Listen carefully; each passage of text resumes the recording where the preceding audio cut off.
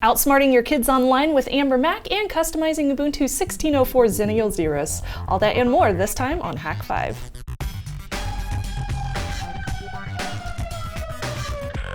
Hello and welcome to Hak5. My name is Darren Kitchen. My name is Shannon Morse. And this is your weekly dose of Technolust. Yes, it is. I'm very excited. We've got a fantastic show for you guys. We do. We have an entire month of awesome episodes planned. Yeah, for They're really once. coming together. Oh, what are you talking about for once? We just had an amazing 2-month series on drone building. That's true. We're going to get a little bit more into that. We've got some We experts actually coming on planned to ahead talk for about once. FPV. We planned ahead. It's so exciting.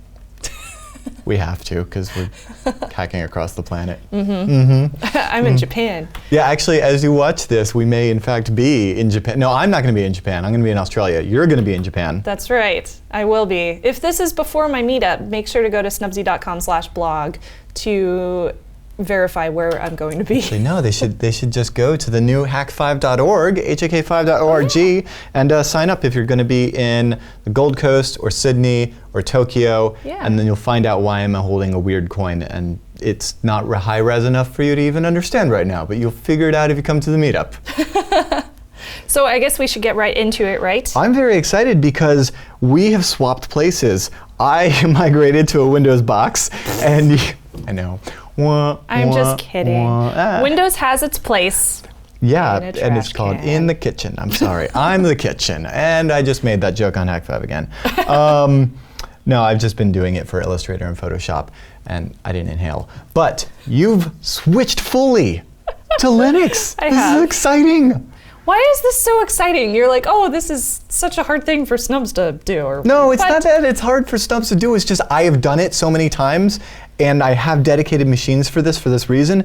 But and Windows, she doesn't treat me good, but I keep going back to her because it's the only thing that Adobe runs on. So it's like, bring the Creative Suite to, all right. That's it. That's it. So with this new Linux installation, this new operating system install, and my switch from Windows, I found there were a few nitpicky things that I had to fix and I needed to change in Linux. So I figured, why don't I share those with the world? Because I figured somebody might find them useful. Yay! So I guess I should go ahead and start it off with startup commands. This is kind of cool and kind of nitpicky as well. So I found out when I was using this Linux machine, for some reason my wireless router was going to sleep, or my wireless card. It was just going to sleep. There's no reason for it. It was just doing it. This is probably a hardware issue particular to your laptop that may in fact be fixed in 16.04.1, which by the way is usually when these long-term releases come out. I'm not saying I like to wait for the next point release, but the next point release is usually really good. So yeah, by the way, there have been a few updates to 16.04 if you have installed it since the first day it came out. So make sure to just hit up those installations just in case they are important. Luckily, none of them have taken long to install. All right, so startup commands. So what are you doing with yours? So with startup commands, turns out that you can list specific startup commands, which would generally be in your terminal, as a GUI application that will automatically run whenever you're starting your computer. So what are you running when you're starting your computer? So I'm running this thing that I just decided to call Wake Up Wi-Fi. So first off, I had to go into my terminal, of course, and hopefully this is big enough for you guys to see. And I had to run iwconfig because turns out this is no longer WLAN 0, it's WLP1S0. Why? That's my face of disgust. Why did you do that to us? Everything was beautiful. ETH0, WLAN 0, it all made sense. And then one morning I woke up and everything was different. So if you go into Unity and you search Startup, you'll find this application called Startup Application Preferences. It's this one in the middle here. And there's already a few things that are already set to start up whenever I start up the computer and whenever I boot up. I decided to add a new one. So I just click Add and I named it Wake Up Wi-Fi. And I put in this little command right here, WLAN 0 scan. So that's going to scan my interface for any wireless access points in the area. And yay, lo and behold, it wakes it up again. I don't know why that works, but It works. It was the strangest thing. And you know what? I have to say this comes from an odd troubleshooting thing where Shannon's like, wait, the Wi-Fi worked and now it's not. And I'm like, what are you talking about? If your card works, your card works. Here, let's do a scan. First instinct is like, okay, cool. Pull up the terminal and see if the radio can actually see any access points. And as soon as it can, then it can see them all. And then Network Manager connects. So that's just a fun one. In that it's a workaround for an ugly bug. Yeah, one of those random things that you run into when you're running different laptops with a new operating system. So moving on from that, we also have some of the customizations that you can do to the look and feel of your system. So if you go into System Settings, obviously you have Appearance. Appearance is going to let you change, you know, those simple things, wallpaper and the theme of your... That's not Sailor Moon. No, it's not, and it's not a squirrel either, but you know what? That's okay. So you can change a few things, not very many, and you can also change the behavior. So if I wanted this to be hidden, I can hide it. If I want it to come up at a certain time, I can do that. That's just the built-in stuff, Shannon. Yeah. You know you want to get to the Ubuntu Tweak and start getting your little tweaks on, right? So apparently Ubuntu Tweak is no longer being supported. What? Yeah, so this is kind of interesting. Let me pull up their website.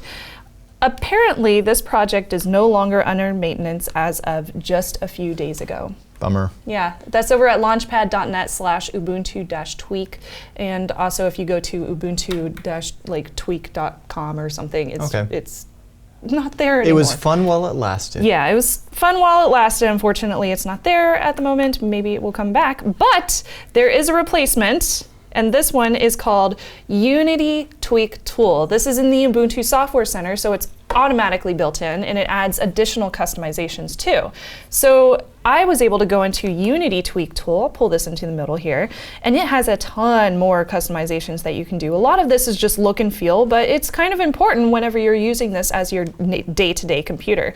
Now you're probably wondering about themes since I'm using Unity at the moment. I haven't switched over to GNOME. You can add themes to Unity. These are some additional themes that I was able to install from Ravefinity, which I found that site from omgubuntu.co.uk. They have tons more themes that they've done reviews about, and also installation directions. So props to OMG Ubuntu. I love that website. So you can go over into your command line, and to install these additional themes, and this is, again, just for look and feel, just hit sudo add apt repository. So we're adding a new repository, PPA. Okay, so you're adding a PPA to your system. It's a PPA. Which is interesting because 16.04 is the one that brings the concept, the idea, I forget what they're calling it. Snaps, where we wouldn't have, you know, this PPA hell. But, you know, this is also, when was that theme made? So hopefully in a future episode, that would be nice. 18.04, that will no longer be the case.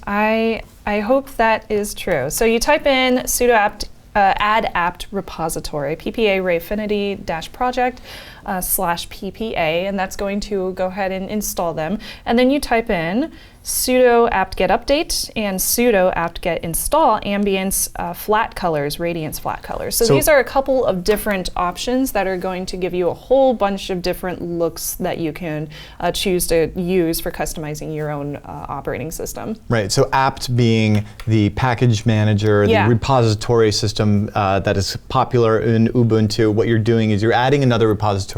Exactly. So by default, Ubuntu is shipping with their own mainline repositories where you're saying, hey, I want this software, and so it's going to look it up from Ubuntu and say, hey, do you have a package named this? And they're like, oh yeah, this is the package, here you go.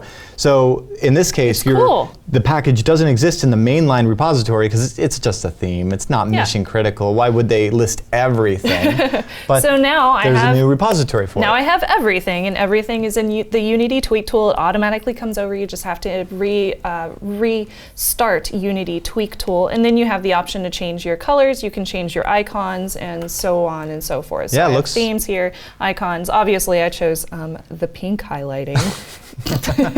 And then I changed these up here because I have a very dark wallpaper, so I wanted to be able to see these. I could change it with Humanity Dark. So I was able to do some cool little tweaks there. You know, and now that you're adding repositories, you can install tons and tons of software and then gunk up your machine. Yep. And when that happens, you need to have something that will do system cleaning for you. So I found a tool, it's called BleachBit. Weird name, but it works. Maybe bleach because cleaning. So bleach bit is a system cleaner for cached and unwanted data that's just taking up space on your system. It's very, very customizable, but just be careful with any cleaning software that you decide to install and use. Don't remove anything important. Keep that in mind. So if you're just removing like cache data, for example, you can just go in here and choose that cache data from the list, like right here. Yeah, it's just data. They're all just temp files, so yeah, sure. Yeah, cache data, cookies, like stuff like that. Just make sure that you're not erasing like your operating system. which funnily enough, Linux still lets you do, which is fantastic. rmtechrf/ try it at home, kids. How do you get this? Oh, it's easy. Sudo apt-get install bleach. I ask because that's a perfect example of what we were just talking about the repositories. Yeah. BleachBit is part of the mainline Ubuntu repository in that you didn't have to add a new one to be able to install it, which means that I give it a trustworthy thumbs up, because if the folks that run Ubuntu trust it to put it in their own mainline repository, then I do.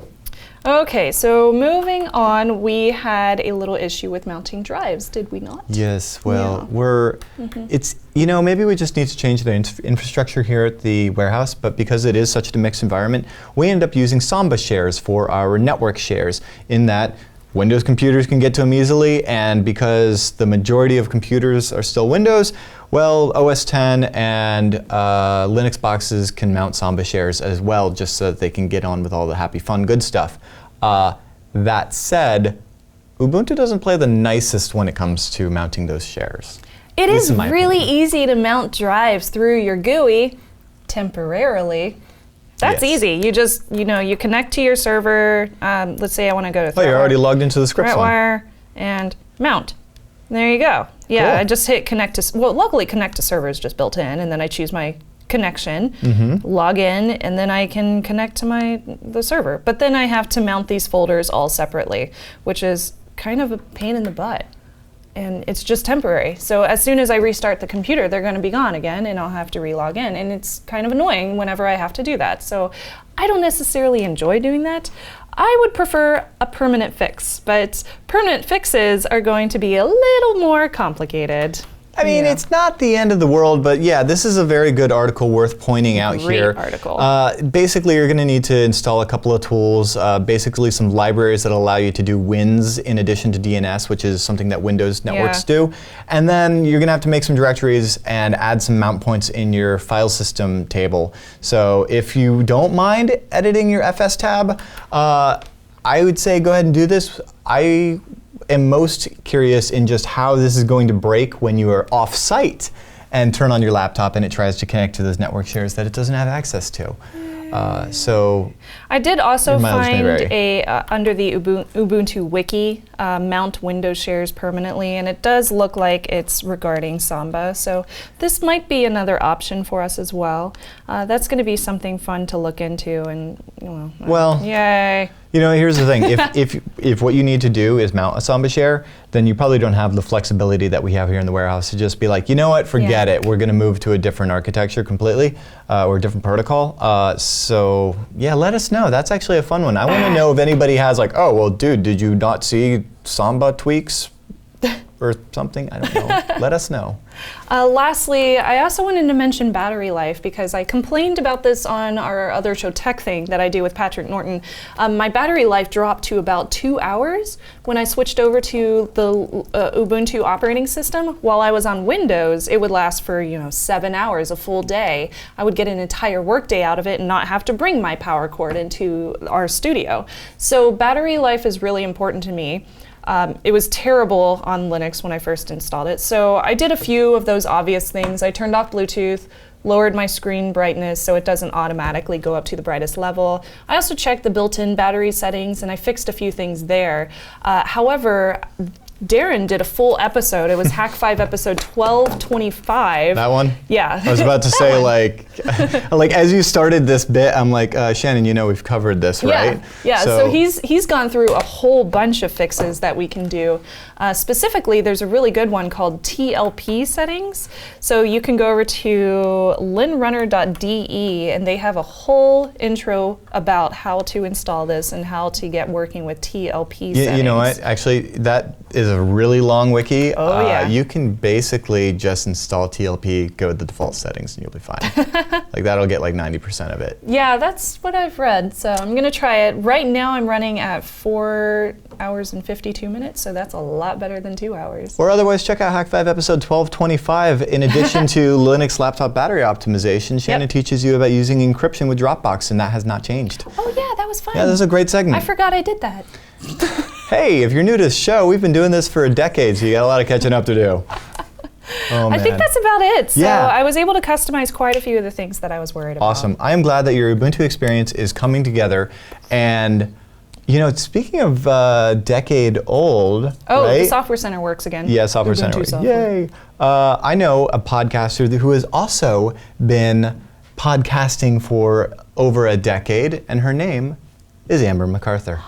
I did the most amazing thing this morning. I had an idea and I brought it onto the internet, and let me tell you how I did it. I went over to domain.com and I used their epic domain discovery system to help me find the perfect domain, and then the quick and simple checkout system had my website up and online in no time. I'm not lying, guys, this is literally what I did like a couple hours ago, and I used coupon code HAK5. You know why? Because domain.com has been supporting Hak5 for years. They love what we do, they love you guys, and they want to hook you up, and that's why we have that special code that saves you 15% off. So I just want to remind you guys that you should tweet at domain.com and say, hey, thanks for supporting Hak5 all these years. And then when you're thinking about getting your next domain, go to domain.com. Do what Shannon and I do. Get your website up and online real quick and easy.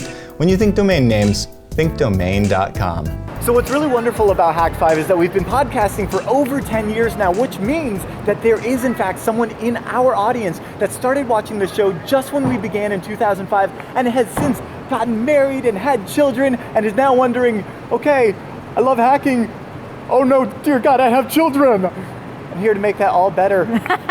Someone else has children. Amber! Hello! Last time I saw you, you're all grown up and stuff. I know. This is Amber Mack from Command N fame and all of the other OG podcasts on the internet. It's so awesome to run into you in San Francisco. It's so awesome to see you. I think last time we were together, we were in an Adventures of Superman comic book, Hak5 and Command N, many years ago. Highlight of my entire career. I know, Ray, we pretty much could have stopped at 2006, but we didn't. We did not. Carried on. We did. And what have you been up to lately? I hear so much good stuff. Yeah, like a little bit of everything, you know, doing lots of television, still doing some podcasting, some radio, all those fun things, and of course, writing. I just wrote a book, so that's very exciting. That's what I wanted to ask you about, because we have Cliff in our audience who is just like, dude, I got a kid now. Carl. It's Carl. Sorry, I'm being corrected that it just came in, it's Carl. It's Carl. Yes. It's always Carl. So Carl has a kid who is now entering the age of the internet. That's a scary time. It is a scary time. You know, it's kind of interesting because I'm a big fan of the show Mr. Robot, and last summer I was binging on the show, and then I met one of their security advisors on the show. His name's Michael Bazzell, and then we were chatting, and we were both kind of saying that one of the questions that we get asked the most when we're at events is, hey, I have kids, you know, what do I do in terms of keeping them safe on the internet, whether they're preschoolers or teens? And then we both got talking, we decided, hey, we're gonna write a book, and that's exactly what we did. It's out on May 16th. That is amazing, and you guys are self-publishing, which is really exciting, so I'm sure you're going to be going on tour. I'm excited to be one of the first ones to have you on to talk about it. You are the first. Hak5 is the first. Nice. And so give me an example of like what if I were to have children right now, obviously I would just make sure they have dial-up. That would slow them down. That would give me time to figure out what to do with them, right? That's very smart, yes. Yeah. If you can't get dial-up and you have high-speed internet in your home and you're wondering what to do, I mean, we really broke the book down into a bunch of different chapters. So we focus on the different social networks like Twitter and Facebook. We talk about Snapchat and all of the new apps that are out there. And one of the things that we talk about is a couple of things. One way to really monitor what your kids are doing online. You can use some of Michael's tools that are available that allow you to find out, hey, what content are my kids liking? You know, what photos have they posted on the internet? All those things to kind of dig up all that content they're posting on a regular basis. Man in the middle attacks on your kids, running Maltego, I'm sure. Yes, yeah, of course. That's exactly why I'm there. And, you know, also the other side as far as screen time, you know, how much time should they be online? You know, how do I know if there are warning signs, if they're running into trouble, if there are predators out there? I mean, we get into all of those things that maybe parents don't really want to talk about, but we know that you need to know this stuff. And it starts at a young age. A lot of kids are getting smartphones as young as 6 years old. Yeah, this is new territory. And I mean, I mean, absolutely so. You have a 7-year-old yourself. I do have a 7-year-old. You know, he wants to be a big YouTube star, and I'm kind of struggling with what do you do at that point to maintain and protect their privacy. So the book is really a handbook for parents, and hopefully one of the best out there that allows you to get a sense of, you know, what do I do with my kids? How do I train them to be smarter on the internet? And how do I monitor them if they're getting into trouble? Well, I don't have kids personally, but could you give me an example for, of course, our friend Cliff? Carl! I'm so sorry, Carl. That's wondering, like, what should he be doing? I thought you were propositioning me like I don't have kids, but you know, maybe. You know, Amber, maybe like a second. I heard you're not married. No, I'm joking. Yes, I know, so I threw you totally off there. Yeah, you know, I think for the most part, you know, if you buy the book, you're able to kind of read it at your leisure, depending where your kid is at what stage. You know, if they're the younger kids. Is it for like younger kids? It is. Or like what's the gamut here? Yeah, so I would say ages 6 to 18. So if they're as young as 6, you want to start with the chapter that's all about screen time. If they're in their teens, maybe you want to jump right into Facebook and Instagram and what they're doing there, how to deal with bullying and all those things. So the reality is it really is for all parents, and the younger you can start, the better. So we want this to be something that's on people's bookshelves that you refer to as time goes on, and since we're self-publishing, we're going to update it on a regular basis. Which means if you're an 18-year-old hacker and you're concerned that your parents are getting all involved in your Facebooking and stuff, then it might be appropriate that you grab a copy of this to figure out what your parents may be doing to watch you online. Yeah, that's exactly it. It's called Outsmarting Your Kids Online, so even kids might like it. To outsmart their parents online. Exactly. Awesome, cool. What other fun stuff you've been up to then? It's just awesome to just run into you, Amber, in San Francisco. I know, it's been a long time. So lots of different things. You know, you can follow everything I do on Twitter at AmberMac. I'm constantly, you know, traveling. I'm doing series online, and you know, just kind of geeking out and doing lots of fun stuff. Awesome. Well, it's so great I like to the see you. high It's five. awesome to have you. Well, it's Hak5, right? So, Yeah, high five, Hak5. That's how we do it, right? Yeah. Isn't it? I don't know. Carl, please help me out here. You said Carl! Finally! I got it! Finally! Okay, and with that, we're going to jump back in studio, but enjoy the rest of your tour. I will. I can't wait. That just about wraps up this week's episode of Hak5, but before we get going, that's why you tuned in. Wait, is that because it's May the 4th when we're recording this? Oh, it is! Oh, well, there you go. Yes! Don't say it. So, actually, it was really cool to run into Amber back again. How freaking fantastic was that? I really missed her. So yeah, check out all the stuff that she's doing. She's killing it. And we're going to be continuing to as well this month. We have some cool stuff planned. Next week, we're going to be getting into some 360 photography stuff and videography. Yay! It's really an interesting kind of, you know, it's a camera thing. When was the last time we did a camera thing on it? Although you just did a camera thing on Tech Thing. By the way, Natural Cross promo, check out Tech Thing. Yes. TKTHING with Shannon Morris was right there, as well as Patrick Norton. They do a fantastic show, and you guys just covered DSLR tips, did you not? We did. So we did that as a special for our patrons only. So if you're a patron of Tech Thing, even if you're not, you can always go over there and support us if you really like that show. We really appreciate everybody who helps us with everything with the show. It's awesome, and there's even a level where people can hang out with us over Google Hangouts every month. Oh, that's really exciting. Yeah, that's a lot of fun. I love that we were able to take this platform and like use it to build up more brands and shows and stuff. And it's just like one big happy family over here. And I wanted to throw out too, we just made a intro to Hak5 video. It's just like a minute long, so if you have any friends that might be interested in Hak5 and they've never seen it before, they don't know where to start maybe, throw them over to our little 1-minute videos on YouTube and say, hey, check this out and see if you like it, and then maybe they'll subscribe. And thank you to everybody who shares the show online and all that stuff. Yeah, I mean, it's really fun because it's been a decade, it runs the gamut, there is a wealth of knowledge in there, and it's always a lot of fun. So, I mean, we're venturing into even new cool fun territory next week as we go into 360 cameras. Then we're going to have Kevin McKay to come down and talk to us about FPV and other really esoteric, awesome FPV racing avionics stuff. It's really good. Yeah, it is. It's going to be a lot of fun, so stay tuned to that. Feedback at hak5.org is where you can let us know what you like and what you'd like to see more of and things of that nature, as well as hak5.org. That's where you can find all the details of our contact info, social media, things of that nature, as well as the meetups. So please RSVP to those if you have not already, if you're going to be there. Yep. Don't RSVP to them if you're not, obviously. Exactly. Yes. Yeah. So if you're in the Australia region, I hope to see you in Sydney. If you're in the Melbourne region, I hope to see you again soon. Right. I just realized I'm not going to Melbourne. So you're going to the Gold Coast. I'm going to the Gold Coast in Sydney, but I just realized I'm leaving like a third of the nation out. You'll just have to go back. I'll have to go back. There you go. All right. And lastly, always a huge thank you to everybody who goes over to hakshop.com. That's our online e-commerce store where you can buy everything that you need for your pen testing equipment.